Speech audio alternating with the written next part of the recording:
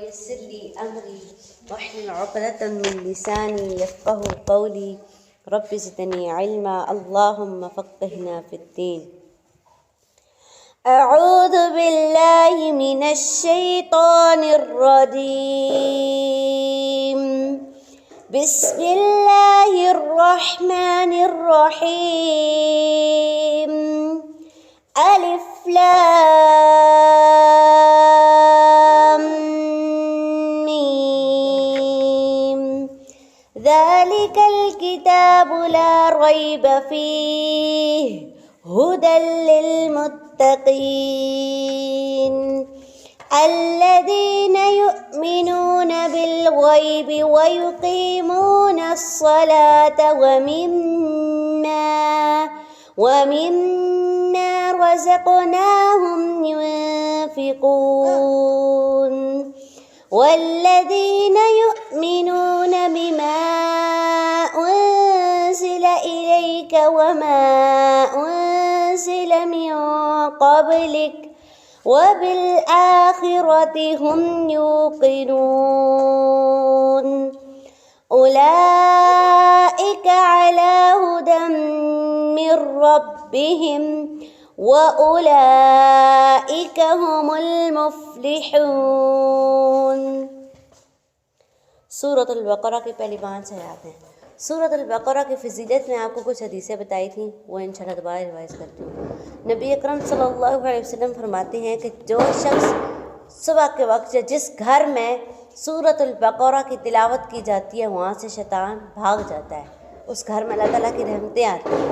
پھر نبی اکرم صلی اللہ علیہ وسلم نے فرمایا کہ سورۃ البقرہ اور سورۃ آل عمران یہ اپنے پڑھنے والوں کے لیے جھگڑا کریں گے اللہ تعالیٰ کے ہاں. جو لوگ ان کو پڑھتے ہیں، اس سورت کو پڑھتے ہیں صبح کے وقت، تو ان کے بارے میں جھگڑا کریں گی. اگر ان کے مثال کے طور پہ اگر ان کی نیکیاں تھوڑی ہیں، برائیاں زیادہ ہیں، تو ان کو اللہ تعالیٰ جہنم کا فیصلہ دیں گے نا کہ وہ دوزخ میں جائیں، یا اللہ تعالیٰ کے اوپر ہے. تو سورۃ البقرہ اللہ سے جھگڑا کرے گی کہ اللہ تعالیٰ یہ مجھے پڑھتا تھا تو اس کو بخش دے. اب وہ کیسے جھگڑا کرے گی؟ اللہ تعالیٰ سورۃ البقرہ کو بھی ایک انسانی شکل دیں گے. پھر نبی اکرم صلی اللہ علیہ وسلم کی حدیث میں آتا ہے کہ سورۃ البقرہ اور سورۃ آل عمران قیامت کے دن 2 صحبانوں کی شکل میں یا پرندوں کے جھنڈ کی شکل میں آئیں گی اور انسان کی سفارش کریں گے اور انسان کو بچائیں گی. تو اب بادلوں کی شکل میں آئیں گی تو وہ کس طرح انسان کو بچائیں گی؟ قیامت کا ایک دن کتنے سال کے برابر ہے؟ 50,000 سال کے برابر ہے ایک دن. تو اس دن کی شدت اس لحاظ سے ہے کہ سورج اتنا قریب انسان کے آ جائے گا کہ انسان موم بتی کی طرح پگھل جائے گا، سوائے ایک ریڑھ کی ہڈی کے انسان کا کچھ بھی نہیں رہے گا. تو اس وقت سورۃ البقرہ اور سورۃ آل عمران جو لوگ پڑھنے والے ہیں تو وہ ان کے پاس صاحبانوں کی شکل میں آئے گی، بادلوں کی شکل میں آئے گی یا پرندوں کے جھنڈ کے برابر آئے گی. تو اللہ تعالیٰ بہتر جانتے ہیں. پھر نبی اکرم صلی اللہ علیہ وسلم نے فرمایا کہ سورۃ البقرہ کا پڑھنا باعث برکت ہے اور اس کا چھوڑنا باعث حسرت ہے. یہ کس طرح سے؟ آپ دیکھیں جن لوگوں کو سایہ نصیب ہوگا اور جن کے پاس سایہ نہیں ہوگا تو وہ اس وقت حسرت کریں گے کاش ہمیں یہ مل سکے. تو سورۃ البقرہ یہ ہے. پھر جس گھر میں سورۃ البقرہ پڑھی جاتی ہے اس گھر میں اللہ تعالیٰ کی رحمتیں آتی ہیں، اللہ تعالیٰ کی برکتیں آتی ہیں. پھر نبی اکرم صلی اللہ علیہ وسلم کی حدیث میں آتا ہے کہ آسمان کا ایک ایسا دروازہ کھلا جو پہلے نہیں کھلا تھا. پھر فرشتہ آیا، اس نے نبی اکرم صلی اللہ علیہ وسلم کو 2 نوروں کی خوشخبری دی. ایک سورۃ الفاتحہ تھی اور دوسرا سورۃ البقرہ کی آخری 2 آیات. سورۃ البقرہ کی فضیلت اس لحاظ سے بھی ہے کہ نبی اکرم صلی اللہ علیہ وسلم نے فرمایا کہ سورۃ البقرہ قرآن پاک کا کوہان ہے. کوہان یعنی کہ جو ابری ہوئی چیز ہوتی ہے، جس طرح اونٹ کی ابری ہوئی چیز ہوتی ہے نا، وہ اوپر جو اس کی ہڈی ہوتی ہے، اسی طرح اللہ تعالیٰ نے، اللہ کے نبی نے قرآن پاک کی ابری ہوئی ہڈی سورۃ البقرہ کو کہا ہے. تو سورۃ البقرہ کی آخری 2 آیات ہیں جو عرش کے خزانوں میں سے ہیں. عرش کے خزانے میں سے سورۃ البقرہ کی آخری 2 آیات ملی ہیں. پھر جو سورۃ البقرہ کی آخری 2 آیات ہیں، نبی اکرم صلی اللہ علیہ وسلم نے فرمایا کہ جو شخص رات کو سونے سے پہلے سورۃ البقرہ کی آخری 2 آیات کی تلاوت کرتا ہے وہ اس کو کافی ہو جاتی ہے. کافی ہو جانے سے مراد یہ کہ رات کو انسان کو کوئی بھی تکلیف آ سکتی ہے، کوئی بھی تکلیف انسان کو اپنے جسمانی لحاظ سے کسی لحاظ سے بھی آ سکتی ہے، شیطانوں کی طرف سے، انسانوں کی طرف سے، کچھ بھی ہو سکتا ہے، تو اس وقت وہ انسان کو بچاتی ہیں اور انسان کو ہر اس چیز سے بچاتی ہے جو نقصان دینے والی ہوتی ہیں۔ پھر سورۃ البقرہ جو ہوتی ہے اس میں آیت الکرسی بھی ہے، تو آیت الکرسی کی بھی فضیلت آپ کو پتہ ہے کہ جو پڑھتا ہے رات کو پڑھ کے سوتا ہے تو اللہ تعالیٰ اس کو شیطان سے محفوظ کرتا ہے۔ اس لحاظ سے سورۃ البقرہ بہت اہم سورت ہے کہ قرآن پاک کا کوہان ہے، اور اس کی پہلی آیات پوری سورۃ البقرہ کی بہت زیادہ فضیلت ہے اور آخری 2 آیات کی بھی بہت فضیلت ہے، تو اسی لحاظ سے سورۃ البقرہ بہت اہم سورت ہے۔ تو سورۃ البقرہ انشاءاللہ ہم رمضان المبارک میں سیکھیں گے، لیکن اس سے پہلے یہ جاننا چاہیے کہ ہم نے صرف سمجھنا ہے، ہم یہ نہیں کہہ سکتے کہ ہم بالکل سورۃ البقرہ آپ نے پڑھ لیے تو ہم کبھی بھی دوبارہ نہیں پڑھیں گے۔ آپ کو پتہ ہے عبداللہ بن عمر جو تھے نا، حضرت عمر رضی اللہ عنہ کے بیٹے، انہوں نے وہ نبی اکرم صلی اللہ علیہ وسلم کے زمانے کے صحابی تھے، اس وقت وہ عربی جاننے والے تھے، ان کو نبی اکرم صلی اللہ علیہ وسلم کے جو زمانے میں لوگ تھے وہ عربی جاننے والے تھے، اب وہ بولتے ہی عربی تھے، عربی میں شعر و شاعری بولتے تھے، لغت کا ہر چیز جانتے تھے، لیکن پھر بھی ان کے بیٹے جو ہیں انہوں نے 8 سال صرف سورۃ البقرہ کو سیکھنے میں لگائے، کیونکہ قرآن پاک ایسی چیز نہیں ہے کہ آپ ایک بار پڑھو آپ اس کو چھوڑ دو، آپ ایک آئے گا آپ اسے پڑھو گے، ایک بار آپ پڑھو گے تو آپ کو کوئی اور چیز سمجھ آئے گی، دوسری بار پڑھو گے تو کوئی اور چیز سمجھ آتی ہے۔ اسی لیے اس کی تفسیر جو ہے نا وہ ایک ہی تفسیر نہیں ہے کہ جو ایک تفسیر کسی بندے نے کر دی تو وہ کافی ہے، نہیں، بہت ساری تفاسیر ہیں، اور بہت ساری تفاسیر پڑھیں گے تو ہر انسان نے ایک الگ چیز لکھی ہوئی ہے، کیونکہ ہر انسان کا الگ الگ ذہن ہوتا ہے۔ آج ہم صرف پہلی 5 آیات پڑھیں گے۔ بسم اللہ الرحمن الرحیم، الف لام میم، ذالک الکتاب لا ریب فیہ، یہ وہ کتاب ہے جس میں کوئی شک نہیں، ھدی للمتقین، ہدایت متقین لوگوں کے لیے جو ڈرنے والے ہیں۔ سب سے پہلے اللہ تعالیٰ نے یہ کہا ہے کہ یہ وہ کتاب ہے جس میں کوئی شک نہیں ہے۔ ہم میں سے ہر کوئی انسان جو کتابیں لکھتا ہے نا، پوری کتاب جتنی بھی لکھ دے، اس کی تحقیق کروائے، پھر بھی 2 3 بندے اس کو چیک کرتے ہیں، کتنی فیکٹریوں میں وہ کتاب چیک ہوتی ہے جو آگے شیئر ہوتی ہے لوگوں میں، پھر بھی وہ آخر میں لکھتے ہیں کہ اس میں غلطی کی گنجائش ہو سکتی ہے، اگر آپ کو کوئی غلطی ملے تو آپ ہم سے رجوع کریں۔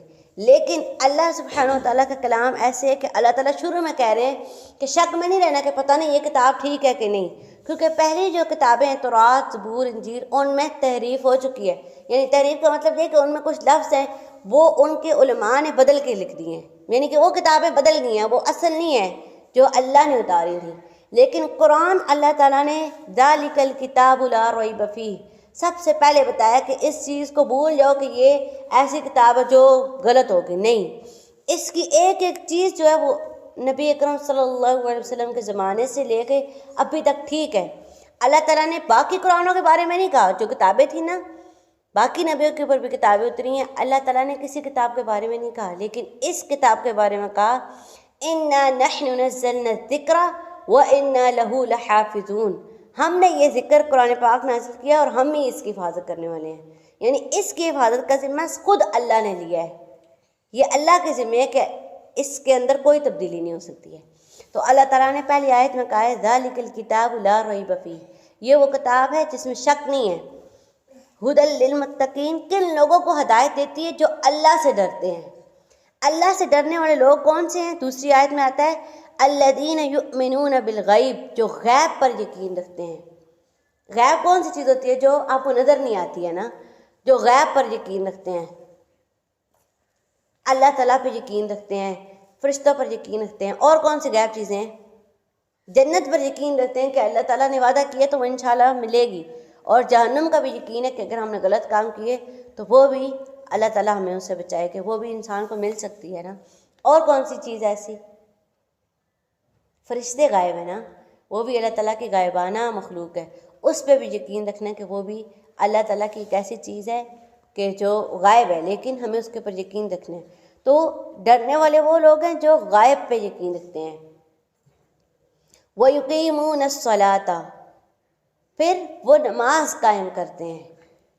قائم کرنے سے مراد یہ ہوتا ہے وقت کی پابندی کے ساتھ قائم کرنا۔ حدیث میں آتا ہے کہ نبی اکرم صلی اللہ علیہ وسلم فرماتے ہیں کہ ہم نے نماز کو اس کے وقت کے ساتھ اتارا ہے، یعنی کہ نماز ایسے نہیں ہے کہ آپ جس ٹائم پڑھ لو، نہیں، بلکہ نماز کا ایک وقت مقرر کیا ہے، اس ٹائم ہی پڑھنی چاہیے. لیٹ ہو جائے، کسی غلطی کی وجہ سے لیٹ ہو جائے تو وہ اور بات ہے، لیکن ویسے نماز کو وقت کے ساتھ پڑھنا چاہیے. اور دوسری حدیث آتی ہے کہ جو نماز کو چھوڑ دیتا ہے اس کا کیا گناہ ہے؟ جان بوجھ کے ایک نماز کو چھوڑ دیتے ہیں. حدیث میں آتا ہے کہ نماز مسلمان اور کفر، اسلام اور کفر کے درمیان فرق ہے. تو جو ایک نماز بھی جان بوجھ کے چھوڑ دیتا ہے وہ مسلمان نہیں ہوتا. ایک نماز جان بوجھ کے چھوڑتا ہے. آپ سوچیں کہ جو سالوں سے چھوڑ ہیں نمازیں تو وہ کہاں جائیں گے؟ تو کوشش کرنی چاہیے تھوڑی سی نمازیں انسان شروع کرے، پڑھے اس کو، تو بہت سارے اس کے فائدے ہیں جو ہمارے لیے ہیں. پھر اللہ سے ڈرنے والوں کی تیسری خوبی یہ وَمِمَّا رَزَقْنَاهُمْ يُنْفِقُونَ، جو ہم نے رزق دیا وہ خرچ کرتے ہیں. یعنی انسان کے پاس اپنے پاس سے رزق نہیں آ گیا، اللہ نے جو اس کو رزق دیا اس میں سے وہ اللہ کے راستے میں خرچ کرتے ہیں. اللہ کے راستے میں خرچ کدھر کریں گے؟ کدھر کدھر دیں گے؟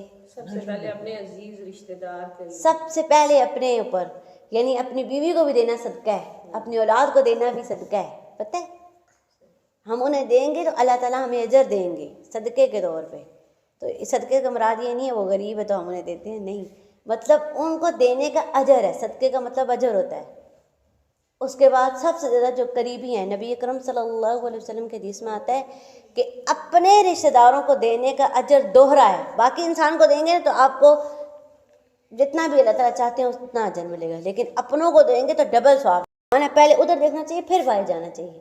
خاندانوں والے اگر بھوکے مر رہے ہیں، ان کے پاس کچھ نہیں ہے، تو باہر جانا وہ صدقہ لگتا ہی نہیں ہے. تو اسی لیے نبی اکرم صلی اللہ علیہ وسلم نے فرمایا کہ اپنے خاندان والوں کو دینا ڈبل اجر ہے. کیونکہ ایک تو ہمیں دل بھی نہیں کرتا کیونکہ فلاں موقع پر اس نے ہم سے لڑائی کی تھی، فلاں جھگڑا کیا تھا، فلاں ایسا ہے، فلاں ایسا ہے، ہوتی ہے نا. تو آپ اس کو دیں گے تو آپ کو ثواب بھی زیادہ ملے گا، اور جو نفرتیں ہیں وہ بھی اللہ تعالیٰ دور کر دیتے ہیں. کہ ایک بار نا کہ ایک صحابی تھے تو وہ ایک راستے سے گزرے ہیں، مجھے صحیح واقعہ نہیں پتہ چل رہا، کہ نا ایک شخص تھا، اس کا بہت بڑا باغ تھا نا، تو باقی کہیں بھی بارش نہیں ہو رہی تھی، صرف اس کے باغ کے اوپر بارش ہو رہی تھی. تو انہوں نے جا کے پوچھا کہ تم ایسا کون سا کام کرتے ہو کہ صرف تمہارے باغ کے اوپر بارش آ رہی ہے؟ تو انہوں نے بادلوں سے سنا بھی ہے یہ چیز، کہ انشاءاللہ کل میں آپ کو یہ حدیث دیکھ کے دکھاؤں گی، یہ میں نے لکھی ہوئی بھی ہے، مجھے یاد نہیں آ رہی. تو بادلوں سے آواز آئی ہے کہ اس جگہ اس کھیت میں جا کے پانی دو.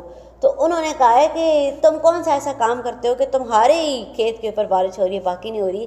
کہتا ہے جب بھی پھل نکلتا ہے تو میں 3 حصے کرتا ہوں، ایک اپنے لیے، ایک رشتہ داروں کے لیے، اور ایک جو غریب مسکینوں کے لیے. پہلے رشتہ دار، پہلے اپنا، پھر رشتہ داروں کا، پھر غریب مسکینوں کا. تو اللہ تعالیٰ کو یہ چیز ان کی بہت پسند آئی ہے. تو یہی چیز انشاءاللہ کرنی چاہیے، پہلے اپنے، پھر اس کے بعد اپنے رشتہ دار، پھر اس کے بعد باہر. پھر آگے اللہ تعالیٰ کہتے ہیں والذین یؤمنون بما انزل الیک، جو ہم نے ان کی طرف نازل کیا اس پہ یقین رکھتے ہیں، جو قرآن پاک میں ہے، جو حدیثوں میں ان کے اوپر یقین رکھتے ہیں. وما انزل من قبلک، اور جو آپ سے پہلے نازل کیے گئے ہیں ان کے اوپر یقین رکھتے ہیں. وبالآخرۃ ہم یوقنون، اور آخرت پر یقین رکھتے ہیں کہ وہ آنی ہے. ہم سب کو پتہ ہے نا کہ قیامت آنی ہے، لیکن پھر بھی کوئی بات بولے نا تو بزرگ لوگ کیا کہتے ہیں، کس تک کیا اگلا جان دیکھ لیں گے، کیا تھا کہ اگلا جان کون اتھو ہو کا آ رہا، مطلب جو گئے ہیں وہ چلے گئے ہیں نا، کہ کون تک کے واپس آیا. یہ جملہ جو ہے نا وہ بہت غلط ہے. کس تک کیا اگلا جان، نبی اکرم صلی اللہ علیہ وسلم نے کسی نے اگلا جان نہیں دیکھا. جو مر جاتا ہے وہ اس دنیا میں دوبارہ کبھی بھی نہیں آ سکتا، لیکن اللہ نے اپنے نبی کو ہر چیز بتا دی ہے کہ اگلے جہان میں کیا کیا چیزیں پوچھی جائیں گی، کس چیز کا حساب ہوگا. اب قبر کے اندر جو کچھ ہوگا نبی اکرم صلی اللہ علیہ وسلم نے ہمیں بتا دیا ہے. اب وہ چیزیں کتنی مشہور ہیں نا، قبر کے اندر 3 سوال ہوں گے. کون سے سوال ہوں گے؟ قبر کے اندر صرف 3 سوال ہیں. اب یہ نہیں کہتے 3 سوال ہم یاد، کچھ لوگ کہتے ہیں کہ نبی اکرم صلی اللہ علیہ وسلم کے حدیث میں آتا ہے 3 سوال جس نے صحیح سنا دیے تو وہ جنت میں جاتا ہے. مطلب فی الحال اس کے لیے جو قبر میں مشکلات ہوتی ہیں وہ دور ہو جاتی ہیں. تو وہ کون سے سوال ہیں؟ ہمارا رب کون سا؟ پہلا ہے تمہارا رب کون سا ہے، پھر تمہارا دین کون سا ہے، پھر تمہارا نبی کون سا ہے. بس یہ 3 ہیں، تمہارا رب کون ہے، نبی کون ہے، اور تمہارا دین کون سا ہے. تو یہ ہم یاد کر کے جا نہیں سکتے، یہ ہماری روح بولے گی اس ٹائم، ہم نے نہیں اس کا جواب دینا. اور سوال 3 ہی ہوں گے، باقی سارے جو ہے نا وہ قیامت کے دن اللہ تعالیٰ خود سب کے سامنے لیں گے. ہم دنیا میں کوئی بھی عمل کرتے ہیں نا، تو ہم کوئی بھی گناہ کرتے ہیں، ہم چھپ جاتے ہیں نا. اس نے کوئی غلطی کی ہے تو اس کو ڈھانپ لیتا ہے، ڈھام دینے سے مراد یہ ہے کہ ایک تو لوگوں سے چھپا دیتا ہے، اور دوسری چیز یہ کہ اس کو سمجھاتا ہے کہ یہ چیز غلط ہے، پھر اس کا بار یہ نہیں کہتا تو نیک نہیں ہے، تو نے فلاں موقع پہ یہ کیا تھا، نہیں، بلکہ اس کو چھپا رہتا ہے۔ تو اتنی پیاری حدیث آتی ہے کہ اللہ تعالیٰ ایک بندے کو بلائیں گے تو اللہ تعالیٰ اس کو خود گناہ گنائیں گے کہ تم نے فلاں فلاں گناہ کیے ہیں، فلاں فلاں، تو انسان کہے گا، وہ ڈر رہا ہوگا، وہ کانپ رہا ہوگا کہ اللہ تعالیٰ میں نے یہ گناہ کیے تھے، تو اب میرا کیا بنے گا، اب تو میں دوزخ میں چلا جاؤں گا نا۔ تو پھر اللہ تعالیٰ اس کے اور اپنے درمیان ایک حجاب، پردہ ڈال دیں گے، باقی سارے لوگ اس کو نہیں دیکھ رہے ہوں گے، تو اللہ تعالیٰ اس کو چپ کے گناہ گنائیں گے کہ فلاں فلاں گناہ ہے، یہ گناہ ہے، یہ گناہ ہے، یہ سارے تو نے کیے ہیں۔ تو انسان انکار نہیں کرے گا، کہے گا اللہ تعالیٰ میں نے کیے ہیں، لیکن ڈر رہا ہوگا کہ اب میرا کیا ہوگا۔ تو اللہ تعالیٰ کہیں گے کہ دنیا میں تو لوگوں کے گناہوں کے اوپر، لوگوں کی غلطیوں کے اوپر پردہ ڈالتا تھا، تو آج میں نے بھی تمہیں معاف کر دیا۔ تو لوگوں کے گناہوں کے اوپر پردہ ڈالنا چاہیے۔ کسی کا کوئی بڑا سا گناہ، بندہ غیب پر ایمان لاتا ہے، نماز قائم کرتا ہے اور اللہ کے راستے میں خرچ کرتا ہے، پھر اس کے بعد جو ہے یہی لوگ ہدایت والے ہیں اور وہی لوگ فلاح پانے والے ہیں۔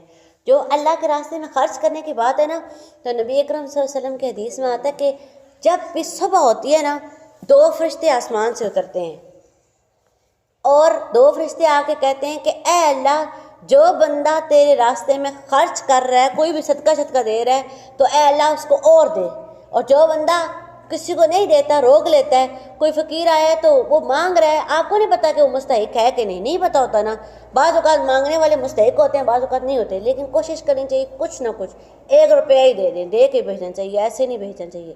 تو آپ ایسے ہی اس سے روک لیتے ہیں تو فرشتہ دعا کرتا ہے کہ اللہ اس کے حصے کو بھی روک لے۔